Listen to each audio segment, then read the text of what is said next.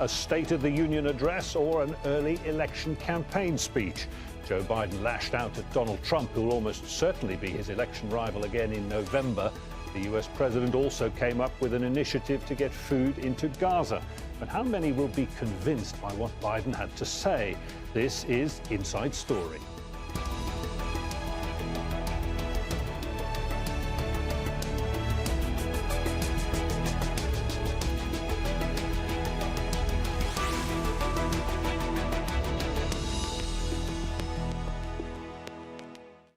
Hello there and welcome to the programme. I'm Jonah Hull.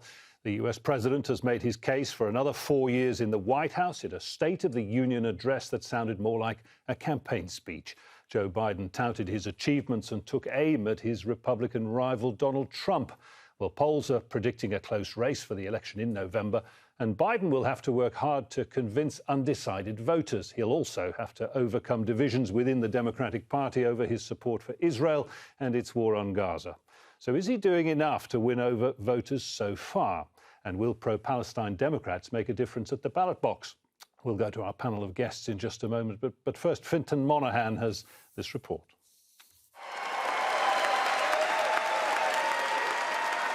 Joe Biden was in full election mode for his State of the Union speech. Battle lines already being drawn for his re-election bid in November, as he repeatedly took aim at Donald Trump, the Republican almost certain to again be his opponent. While never mentioning Trump by name, the speech was full of attacks on his predecessor. A president, my predecessor, failed the most basic presidential duty that he owes to American people, the duty to care. Biden touted the economy as one of his biggest achievements. The inflation rate has fallen over the past year, and a widely anticipated recession appears to have been avoided. It doesn't make news in 1,000 cities and towns. The American people are writing the greatest comeback story never told. The president also leaned into wedge issues such as abortion rights and immigration that he believes will make all the difference in November. Those bragging about overturning Roe v. Wade have no clue about the power of women. But they found out when reproductive freedom was on the ballot. We won in 2022 and 2020, and we'll win again in 2024. But ahead of the speech, a reminder of another challenge facing Biden's hopes of returning to the White House. Genocide! Go! Genocide! Go! Pro-Palestine protesters blocked roads and forced his motorcade to change its route to the capital. The president's support for Israel and its war on Gaza has alienated many in his own base. The State of the Union was an opportunity to win some of them back.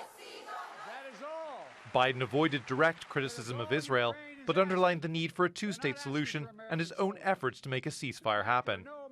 He also laid out a plan for deliveries of food aid and humanitarian supplies by sea, by building a temporary port on the Gaza coast, and made a direct appeal to Israel's leaders. Humanitarian assistance cannot be a secondary consideration or a bargaining chip. Protecting and saving innocent lives has to be a priority. We are the United States of America. Biden's speech gained a standing ovation from Democrat supporters in Congress. But it remains to be seen if he can convince undecided voters or heal the divisions in his own party over Gaza. Vincent Monahan, Al Jazeera for Inside Story.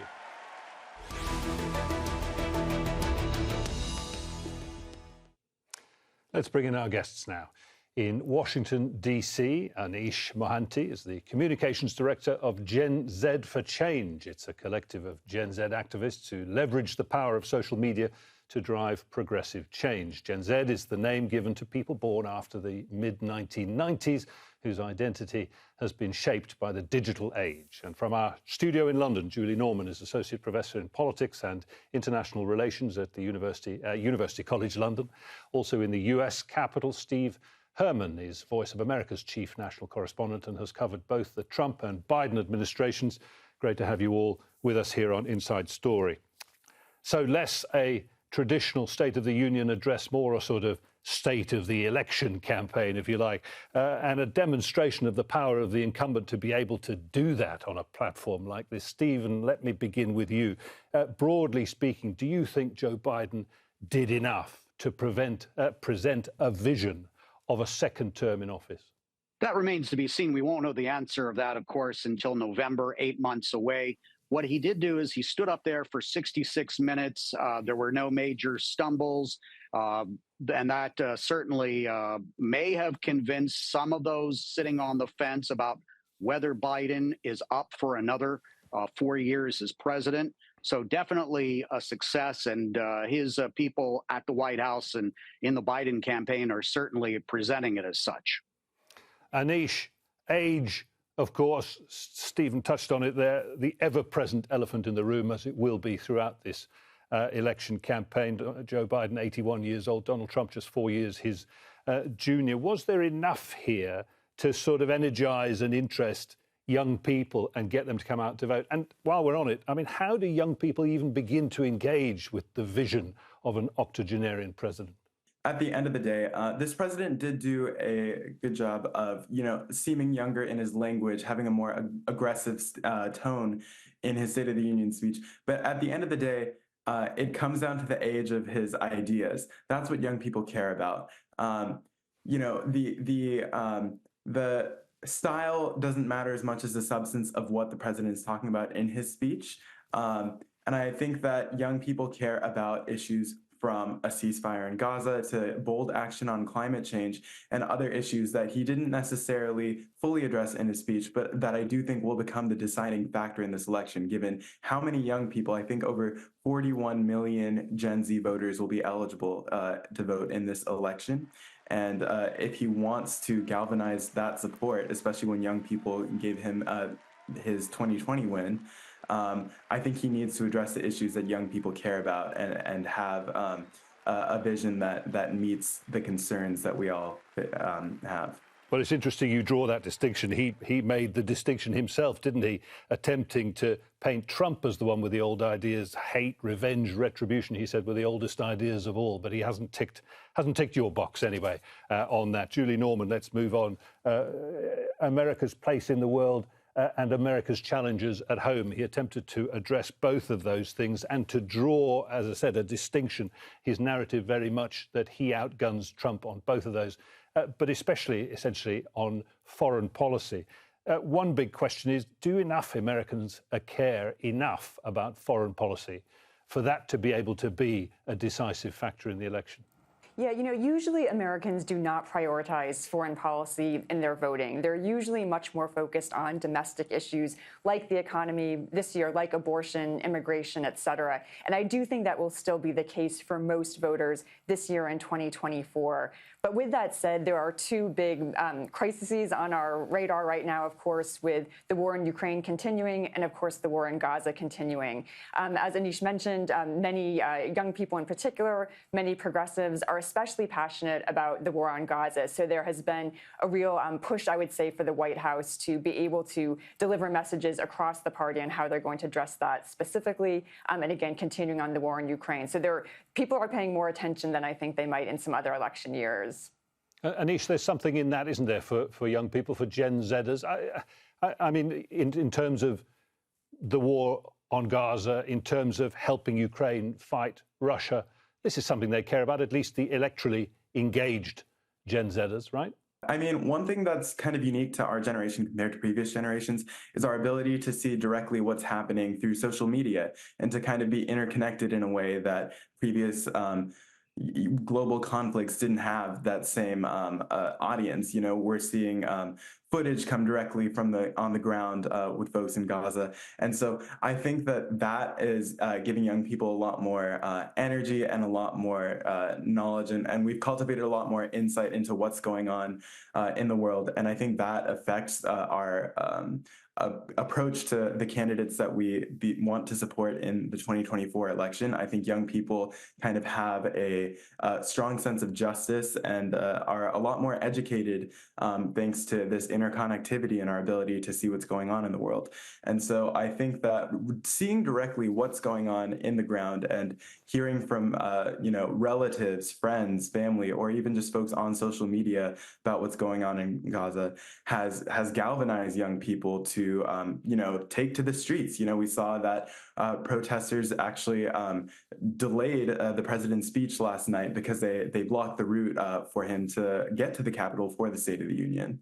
Stephen, let me bring you in on the question of Gaza, because it was an issue, a very significant issue in that speech last night. And Gaza has become a real noose around the president's neck, hasn't it? He steadfastly refuses to criticize Israel and Prime Minister Netanyahu. He refuses to call for an outright ceasefire. Now there's this idea of a pier, a port to be built off the Gaza coast and a maritime passageway from Cyprus. What I wonder is, does that carry the risk of essentially increasing scrutiny and criticism of President Biden, because it simply exposes his weakness in the face of Prime Minister Netanyahu, his abject failure in convincing him to allow aid in on the ground, and long before now? The president politically here in the United States is walking a fine line. There's been, as you've noted, this immense pressure coming from the progressives, also one eye on Michigan, where there's a significant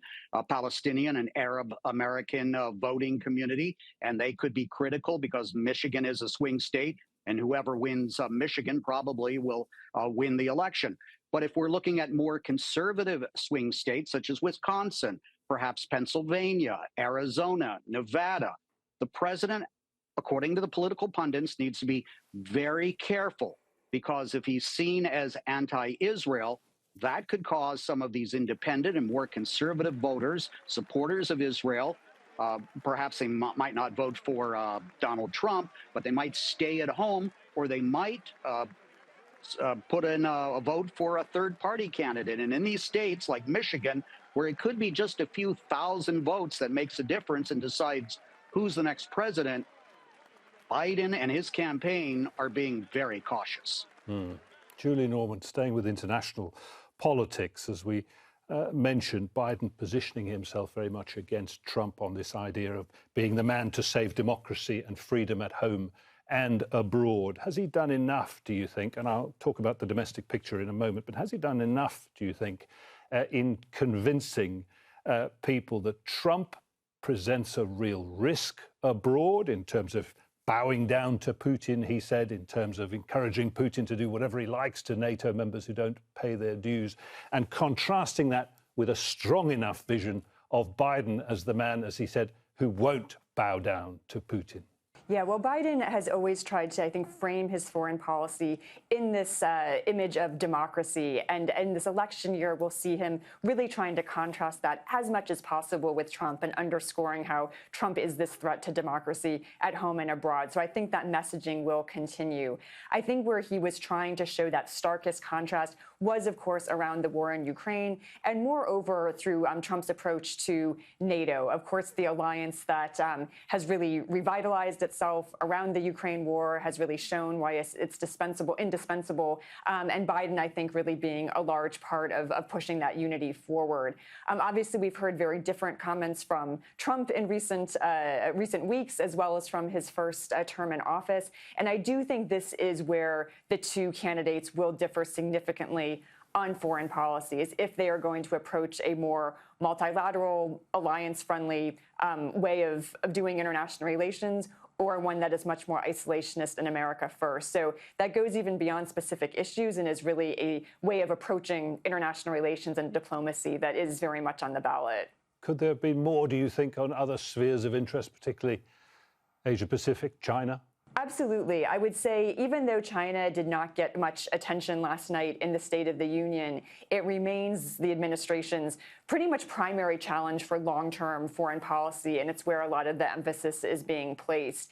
With that said, both Biden and Trump have a tough on China approach, if you will, but I do think they differ in substance and style with that. Obviously, Trump, we hear a bit more, a very different kind of rhetoric, a different kind of language around China.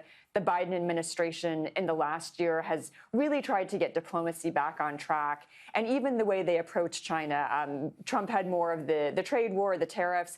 Many of those Biden has kept in place, but has tried to couple that with working with allies, working around the region to try and kind of diversify supply chains and have a bit more of a different kind of foreign policy approach than just bluster, which we often hear from Trump. Stephen, domestically, so there's this core appeal in the speech, isn't there, to the sort of pro-choice vote. He promises he will reenact Roe v. Wade as the law of the land, essentially make abortions legal again.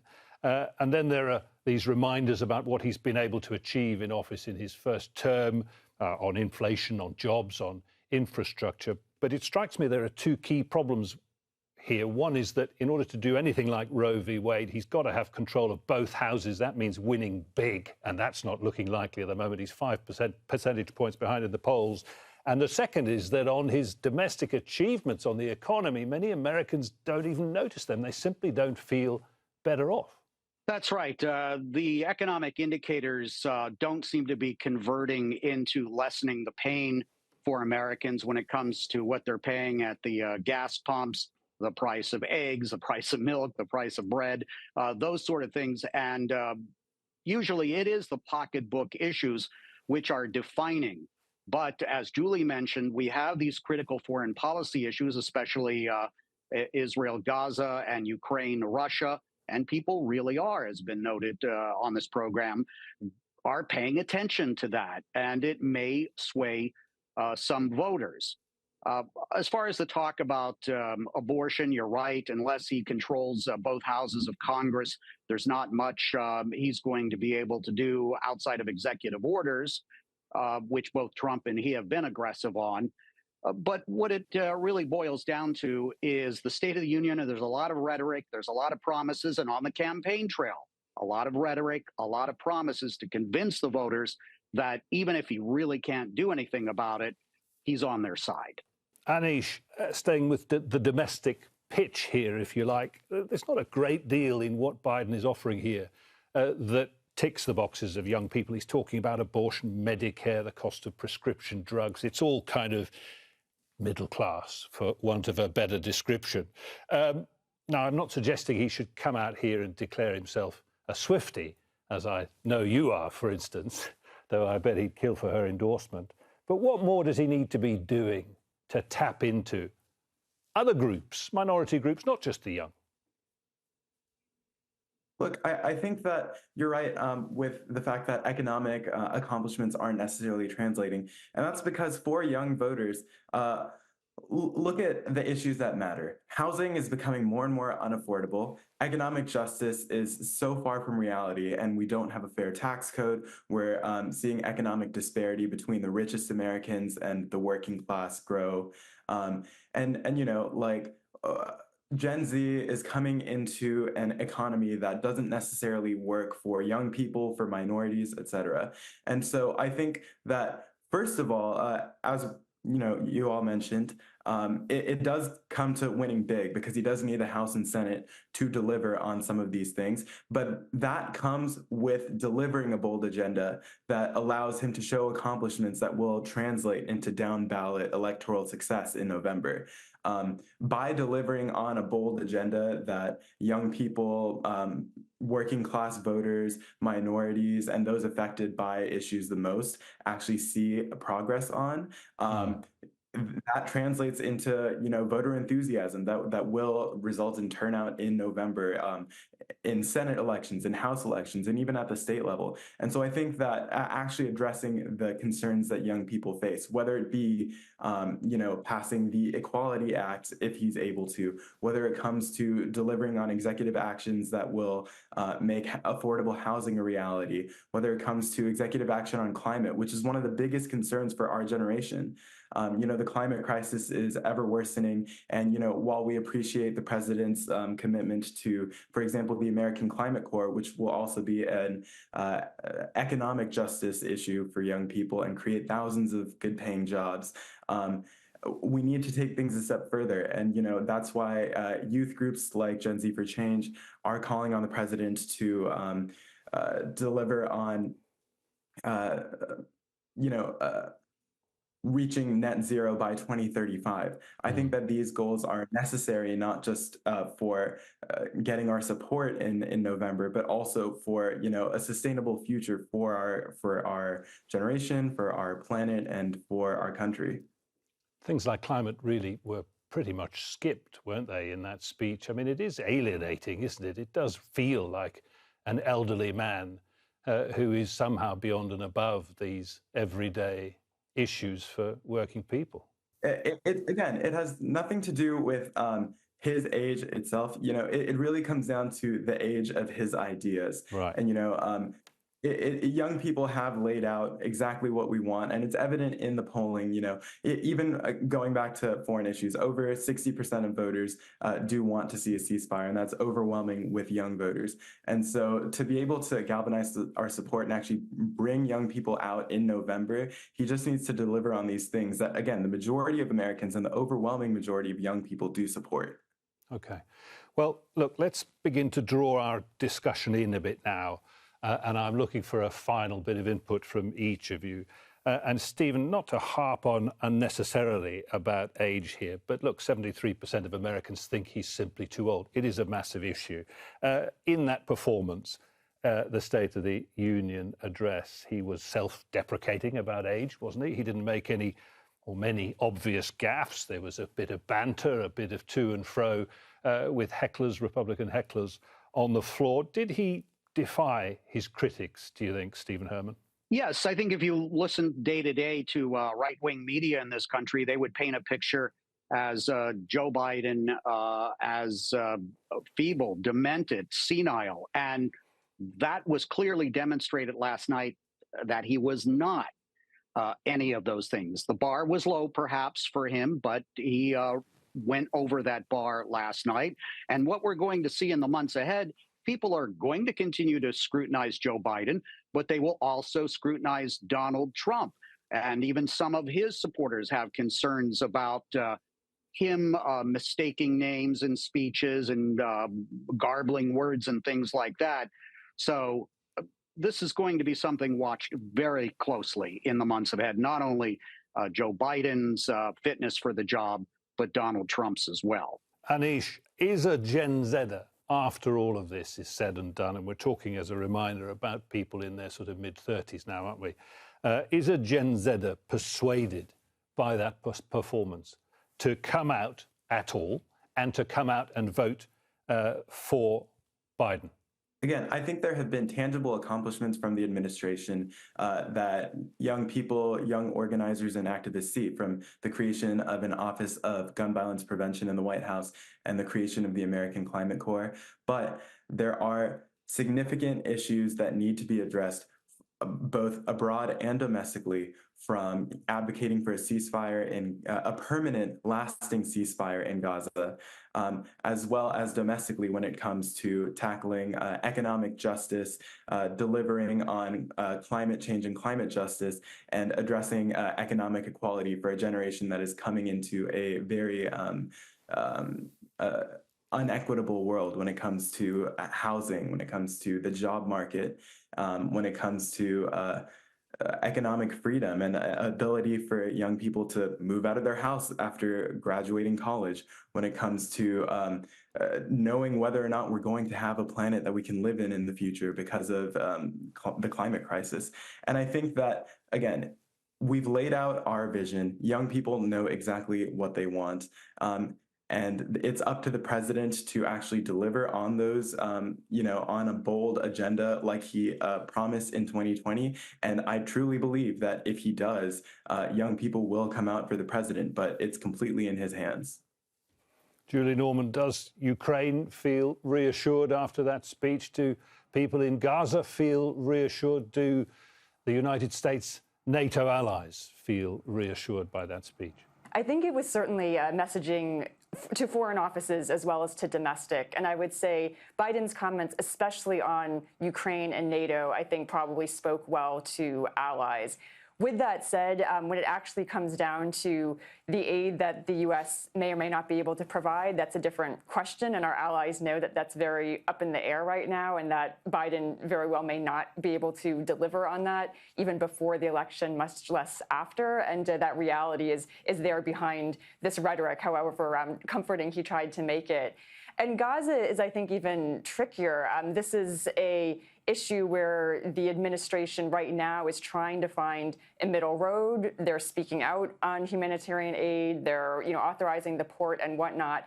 But at the same time, they are also still sending weapons to Israel. They are also still facilitating the conflict in other ways. And that's at least the way it's perceived in the region. And I think the U.S. has lost a lot of credibility in the region because of the early actions around Gaza. So I think Gaza is going to be difficult for Biden to make up the ground, but we'll see where they can do in this next stage and if the even temporary ceasefire gets through. But again, as this campaign goes on, I think we'll hear a lot more about foreign policy and really about this comparison of democracy between Biden and Trump as one of the main contrast points between them. It's no exaggeration to suggest that Gaza could yet lose him the election, though, right? I would say it's definitely going to be politically damaging. I think electorally, it'll be hard for that one issue alone to sink him. But as we've heard in the conversation today, the way the U.S. elections work with swing states with a small amount of votes that can go one way or the other, it is not off the table as being a swing issue. And we are seeing increasing, not decreasing, mobilization around Gaza. And I think it just will depend on what direction and trajectory that conflict takes with how animated it remains in the fall. OK, well, we'll leave it there. And my thanks to all of our guests, to Steve Herman, Julie Norman and Anish Mohanty. Very good to have had you with us. And thank you to you for watching. You can see the programme again anytime by visiting our website, aljazeera.com. And for further discussion, go to our Facebook page. That's facebook.com/AJ Inside Story. And you can also join the conversation on X. Our handle is @AJ Inside Story. From me, Jonah Hull, and the whole team here, goodbye for now.